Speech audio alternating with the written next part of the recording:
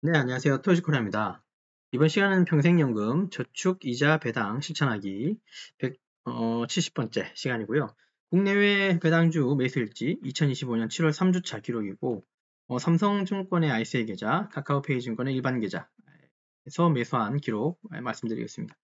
앞에 타이틀이 좀 바뀌었죠? 평생연금 저축 이자 배당 실천하기로 했습니다. 그래서 저축하고 이자, 이것도 하나의 투자처로 우리가 생각을 하자는 좀 추가적인 취지로 이거를 말씀드리겠습니다. 이 타이틀로 좀 업그레이드 했다는 거 미리 말씀드리고, 제 블로그 들어와 보시면 평생연금 배당, 이 타이틀은 일단은 두겠습니다. 이게 너무 길어지면 두 줄이 되니까 보기 싫으니까, 아니면 그냥 평생연금이라고 하고 배당을 지운다던가 그렇게 보시면 됩니다. 어쨌든 제일 첫 번째 있는 폴더 들어와 보시면 170번째 거 보시면 되고요. 시작에서 모든 투자 판단은 본인 몫이고, 이번 시간 오늘 카카오페이하고 여기 삼성증권도 빠졌네요. 두 가지가 빠졌는데 이건 좀 제가 나중에 수정할게요. 네, 여기에서 소수점, 그 다음에 국내에 매수했던 거 이양 내용 말씀드리겠습니다. 그리고 뭐 이 글은 특정 투자 결정 권유 추천하지 않는 거 알고 계실 겁니다. 자, 이미지부터 먼저 보고 가겠습니다. 이미지는 이건 이제 삼성증권의 ICA 계좌 14일부터 18일까지 해서 하루하루 글씨가 잘 안 보이시죠? 하루하루 이제 한 개씩, 두 개, 한 개 이렇게 해서 종목들 월요일부터 해서 금요일까지, 어제까지 해서 이제 매수한 것들이고요. 라이즈 미국 테크탑, 커버드 콜, 라이즈 200 커버드 콜, 타이거 리츠가 있었고, 솔 미국 배당 나오면서 H 해지된 거. 그 다음에 요거는 아마 최초일 건데, 타이거 미국 MSCI 리츠 쪽, 이것도 좀 매수했습니다. 그래서 한 5만 얼마 정도 썼겠네요. 요거 이따가 또 보고. 자, 여기 보시는 건, 토스, 카카오페이 증권의 일반 계좌죠. 18일 어제까지 했는 종목, 국내 것도 하나 샀고, 나머지는 다 소수점. 그 다음에 16일, 15일도 소수점들로 매수를 좀 했고, 요번에 매수한 것들은 대충 보면 좀 이렇게 개별 주식들이 좀 많다, 그죠? 그런 거 참고해 주시면 되고, 그 다음에 요거는 이제 지난 월요일 14일 날 건데, 14일 날 이렇게 또 추가 매수, 근데 다 거의 다 개별주고, 눈에 좀 들어오시는지 모르겠지만, 코카콜라 쪽을 조금 더 많이 샀습니다. 다른 거에 비해서 그런 특징이 있다고 좀 봐주시면 돼요. 자, 그래서 여기 지금 블로그상에서는 제가 등록하진 않았지만 우리가 삼성 계좌에서 ICA 계좌에서 19일까지 18일까지 매수한 종목들을 리스트고 수량을 또 업데이트를 했고요. 여기까지 업데이트가 됐네요.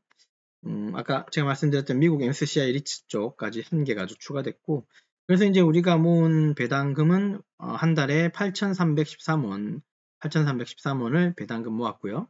그 다음 카카오페이 페이 증권에 국내 주식 아까 한 개 그것도 추가를 해서 카카오에서는 1,123원 월 배당 받고 있고, 카카오 증권의 미국 거는 한 달에 얼마인가요? 4,896원 받고 있네요. 그래서 총 얼마입니까? 그죠? 한 15,000원 정도 또 모았다, 그죠? 한 달에.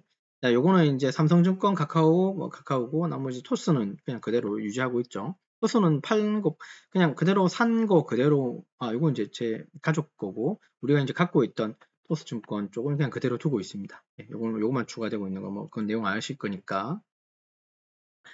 그래서 3주차 동안은 이제 이렇게 매수했고요. 아시겠지만 삼성증권 ICA 계좌에서는 국내 ETF, 그러니까 해외에서 상장됐지만 해외 주식이 국내 상장된 ETF들 위주로 아직 개별주는 아직 매수하지는 않았고, 카카오페이 증권의 일반 계좌에서는 미국 우량주, 헬스케어, 커버드콜 등등 해가지고 원주는 사지 않았고 소수점 매수 분산 투자했다는 거 보시면 될 것 같습니다. 아까 리스트는 보시면 됐고, 금액은 총 51,140원 정도 썼네요, 지난주. 그리고 이 종목도 좀 특징을 보면 라이즈 게 좀 있죠. 타이거 거도 있고, 그리고 미국 테크 탑 데일리 커버드 고정 커버드 콜 얘인데, 얘는 나스닥 100 지수 추종하면서 애플, 엔비디아 등의 기술 대형주에 집중 투자되는 커버드 콜입니다. 네, 요거 200은 여기 국내 거 코스피 200 기반의 커버드 콜 전략이고, 아시겠지만 타이거 리츠 부동산은 리츠 쪽 인프라 쪽에 투자되는 거. 서울 미국 배당은 안 해도 알겠지만 다우존스 30의 고배당 높은 종목에, 그리고 환율 리스크를 좀 줄일까 해서 이제 해지 쪽에다가 한 개 좀 투자했고요. 그 다음에 미국 상업용 부동산, 이게 우리나라 부동산만 있는 건 아니잖아요. 그래서 MSCI 리츠 관련된 지수를 추정할 수 있는 이 종목도 요 신규로 좀 매수했습니다. 시가총액은 그렇게 많지는 않던데, 제가 판단하기는 시가총액이 MSCI죠. 시가총액이 얼마죠? 한 1300억 정도 되네요. 요 숫자가 맞다면 1300억이고, 그쵸. 그 정도 시총입니다. 그러니까 뭐 낮은 시총은 아니네요. 그 다음에 카카오페이 증권에서는 매수 리스트가 뭐 날마다 했는 거 요거 다 리스트업 했고, 매수 수량도 좀 했고요. 이 중에 보시면 XLV라고 하는 거 보이죠? XLV. 얘는, XLV 얘는 요거요. 얘는 ETF고 나머지들은 개별주, 요거 국내 거 빼고, 요거 개별주, 이만큼 다 개별주고, XLV 같은 건 헬스케어 섹터 쪽의 ETF입니다. 그러니까 제약이나 의료기기에 쪽이 포함된, 그러니까 미국에 상장되어 있는 제약 의료기기 회사들이겠죠. 그래서 헬스케어 섹터 쪽에, 섹터 쪽에다가 투자하는 ETF들도 되게 많아요. 얘만 있는 게 아니고, 요거 글로벌 X사인가? 하여튼 뭐 그 브랜드의 ETF 중에 이 섹터 안에 있는 제약 의료기기 쪽에 기업들에게 분산 투자되는 ETF라고 보시면 됩니다. 앞으로 요런 X 시리즈를 좀 많이 또 매수를 할 겁니다. 소수점으로. 뭐 그거 좀 알고 계시면 되고, 얘들 지금 보니까요. 리얼티 인컴 빼놓고 하고 위에 있는 국내 거 빼놓고는 나머지는 다 분기 배당주입니다. 좀 참고해 주시면 좋겠고, 그리고 분기 배당주지만 제가 여기 적어놨나요? 우리가 분기 배당주를 제가 사실 선호하는 거는 월 배당이잖아요. 뭐 잘 아시듯이. 근데 이제 분기 배당주도 잘 모아가면 원래 한 달 정도는 받을 수 있습니다. 그러니까 뭐 369, 그다음에 2581, 그다음에 1470, 뭐 이런 식으로 해서 배당을 주는 달이 어떤 종목마다는 좀 다른 게 있어요. 그러면 그런 것들 다 조합을 해서 피킹을 해놓으면 매월 한 번 이상은 반드시 배당을 받게 됩니다. 어떤 종목이든 간에. 그런 것도 사실 좀 연구해가지고 투자를 하면 좀 재밌죠. 그래서 요 카카오페이 증권 것도 한번 계산을 좀 해보면 5에서 한 6만 원 정도 수점. 도합 한 지난주는 한 11만 원 정도 ETF하고 개별주 국내외 주식에 좀 투자된 금액 확인했습니다. 이런 금액들도 알아야 우리가 우리가 얼마 썼는지는 적어도 알 거고, 요 썼는 금액 가지고 그 다음에 이제 그 뭐 배당, 사실 그걸 나누기가 되게 웃기긴 한데, 내가 10만 원을 투자하고 그 다음에 얼마를 받을지 월 배당의 어떤 금액을 알게 되면, 이거 나누기 하게 되면 뭐 프로테이지 나오잖아요. 그죠? 미미한 숫자일 거예요. 뭐 10만 원 고작 투자해가지고 한 달에 만 원 받겠다, 그런 건 절대 있을 수 없는 일이죠. 그럴 수는 없기 때문에 어쨌든 뭐 미미한 금액이고 퍼센테이지겠지만, 그래도 이런 숫자들은 좀 눈에 넣고 다니는 게 좋을 것 같습니다. 그래서 이제 지난주 전략은 이제 이렇게 이제 매수를 해서 그냥 유지해 왔고요. 우려나 걱정스러운 건 사실 잘 없고, 많이 없고요. 뭐 어떤 사람들은 이제 국내 배당주도 이제 좀 빛을 볼 거다. 뭐 상법 투자도, 상법이 개정된다. 그다음에 뭐 주주 환원 정책도 좋아진다. 그다음에 뭐 민생 회복 경제. 그래서 지금 이제 우리가 정권이 바뀌고 나서 뭐 이전 정권이 나빴다, 지금 정권이 최고다, 뭐 이런 정치적인 그런 걸 설명하고 싶은 건 아니고, 그냥 지금 이 정책 나라가 바뀌면서 좀 드라이브를 거는 것 같은, 그러니까 뭔가 이게 좀 긍정적으로 해석할 부분들이 좀 많아지는 와중이죠. 그래서 코스피가 3,200을 뚫었죠. 그 다음에 뭐 누구는 한간에는 또 4천 간다, 그 다음에 뭐 5천 간다, 뭐 말씀 많이 주시긴 한데, 일단은 더 오를 것 같긴 합니다. 느낌상으로도, 정황상으로도. 그리고 의지가 강하니까요, 지금. 그죠. 물론 국제정세의 리스크라는 부분이 있긴 한데, 이 리스크를 뭐 잘 극복해 가겠죠. 네, 그렇게 봅니다. 그래서 그렇고요. 지금 제가 얘기하고 싶은 건 뭐냐면, 늘 얘기하고 있지만 지금이 상투인지 아닌지는 잘 모르겠다는 거예요. 우리가 이제 소위 말하는 꼭지라고 얘기하는, 상투라고 얘기하는 부분이 참 이런 데서 상투에서 물려버리면 답이 사실은 없거든요. 근데 지금은 상투라고 얘기하는 사람이 잘 없네요, 주변에. 그리고 아직까지는 제 주변의 어떤 지인들이 야, 주식 어떤 거 좋냐, 어떤 거 사야 되냐, 이런 말씀을 아직 안 하는 거 보면, 아직 개미들한테는, 저 포함해서 개미들은 아직은 그죠, 그냥 넋 놓고 있는 것 같은, 그냥 가만히 있는 것 같습니다. 언젠가는 불나방처럼 달려드는 그 시점에 사람들은 다 상투라고 얘기를 하거든요. 근데 지금은 개미들이 다 달라붙고 있지는 않은 것 같고 그냥 바라만 보고 있는 것 같습니다. 왜냐하면 너무 많이 올라갔던 것 같으니까. 근데 되게 웃긴 거를 말씀드리면 제 경험상 이게 천장이 뚫리고 나죠. 그러니까 어떤 저항대가 있고 그 천정을 이렇게 뚫잖아요. 뚫으면 사람은 딱 두 가지 부류가 됩니다. 더 갈지, 물론 두 가지 부류는 웃긴 얘기인데 내려갈지 옆으로 간다고 생각하는 사람 잘 없어요.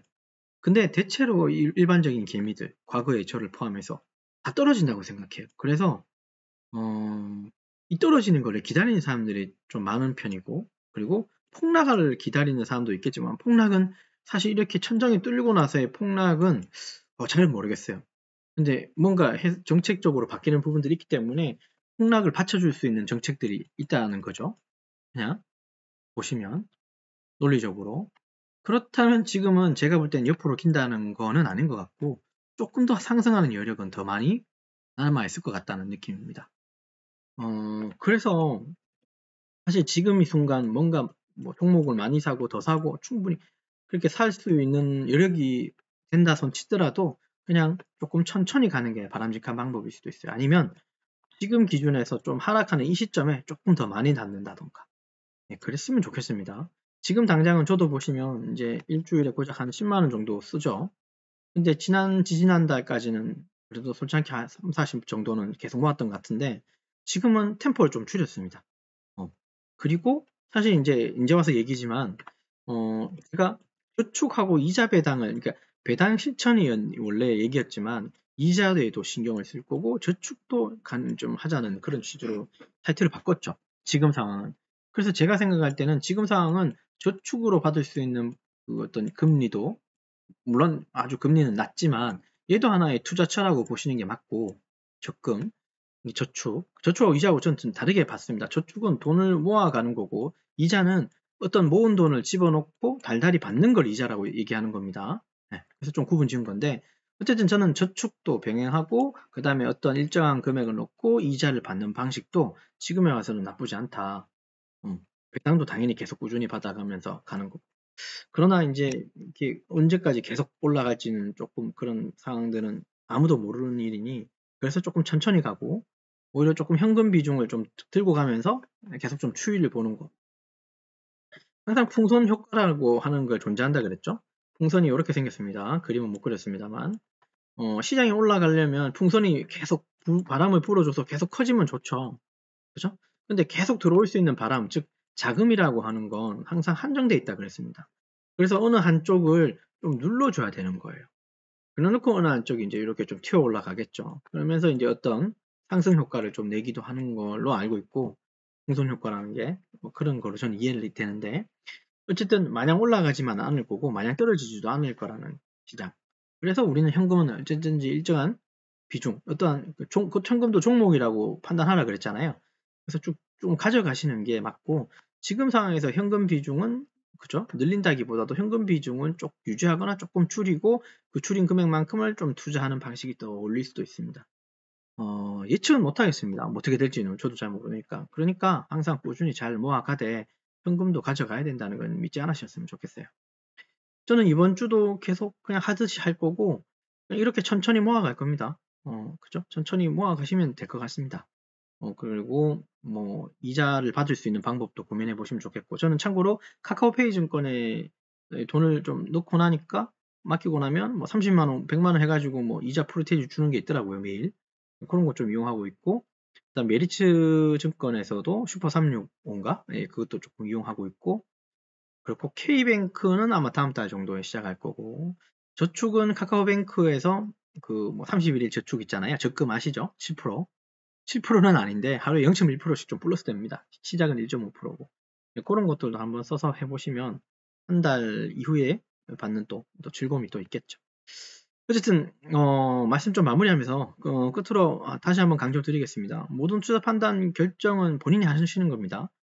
저는 이렇게 종목을 제가 하고 있는 걸 저는 기록으로 남기기 위해서 그리고 이렇게 하는 이런 종목들이 여러분들한테 그냥 여러분들도 판단하는 어떤 좀 자료가 되시면 좋겠다는 취지로 이런 거 적고 있으니까 좀 뭐 도움이 된다면 그냥 이렇게 잘 이용하시면 됩니다.